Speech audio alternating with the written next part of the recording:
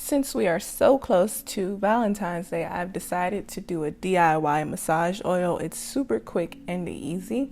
What you'll need is a half a cup of sweet almond oil and a half a cup of grapeseed oil. And of course, you'll also need a container. I got this one from Michael's and I thought it would be, appropriate for the holiday.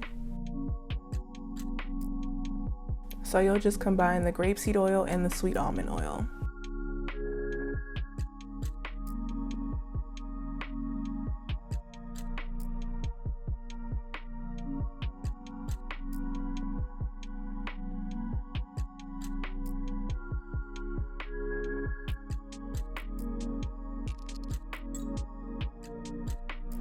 I also like to add a faint amount of fragrance to it, and I use jasmine essential oil because it has aphrodisiac properties and also helps boost your mood and relieve depression.